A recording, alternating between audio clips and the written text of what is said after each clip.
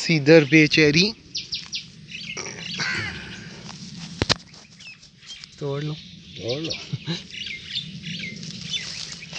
और किधर एक ये खड़ी है, ये भी कच्ची है, नीचे नहीं कोई गिरी। खाली देखो थोड़ा पक्की। हाँ ये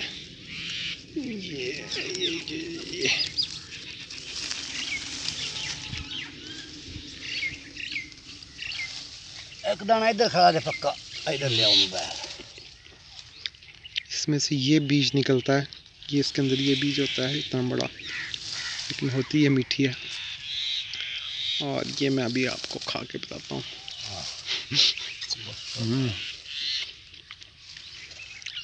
ये मीठी ये मीठी भी है, लेकिन इसमें ये एक बीज होता है, ये इसके अंदर ये अभी फुट पेंगे।